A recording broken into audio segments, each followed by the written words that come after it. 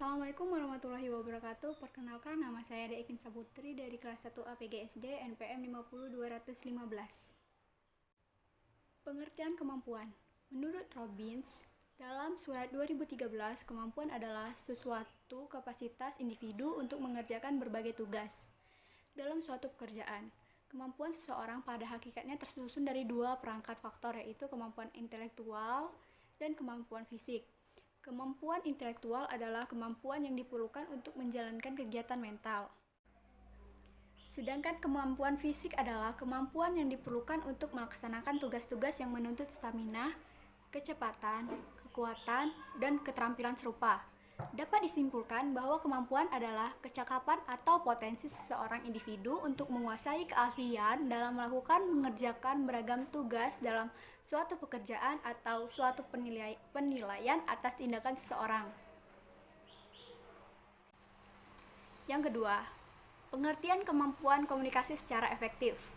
Menurut Fajar 2009, pengetahuan dan keterampilan yang menyangkut komunikasi termasuk di antara yang paling penting dan berguna. Karena seseorang individu akan sukses apabila mempunyai kemampuan komunikasi secara efektif yang baik. Komunikasi secara efektif merupakan salah satu aspek kepribadian yang berperan besar bagi keberhasilan seseorang.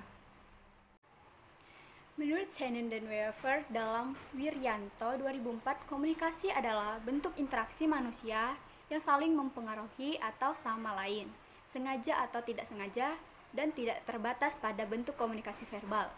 Menurut Profesor Dr. Alo Liliweri 2003, komunikasi adalah pengalihan suatu pesan dari suatu sumber kepada penerima agar dapat dipahami.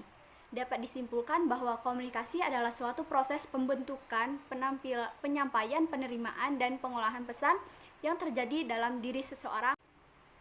Yang ketiga, aspek kemampuan komunikasi secara efektif. Komunikasi dilakukan oleh pihak komunikator kepada pihak komunikan. Menurut Supratik 1969, aspek-aspek dalam komunikasi adalah A. Maksud-maksud, gagasan, dan perasaan yang ada di dalam diri pengirim. B. Proses kodifikasi oleh pengirim. C. Proses pengiriman pesan oleh penerima. D. Adanya saluran channel. E. Proses dekodifikasi pesan dari penerima. F. Tanggapan batin dari penerima. G. Kemungkinan adanya hambatan.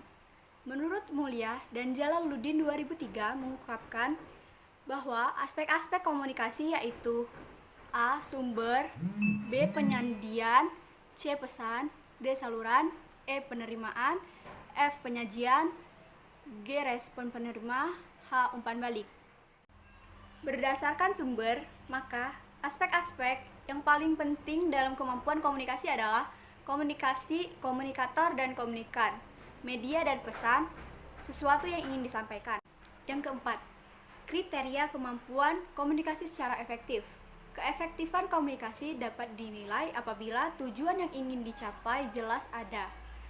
5 hal yang dapat dijadikan ukuran bagi komunikasi efektif, yaitu pemahaman, kesenangan, mempengaruhi, sikap memperbaiki, hubungan, tindakan. Yang terakhir adalah faktor-faktor kemampuan komunikasi secara efektif.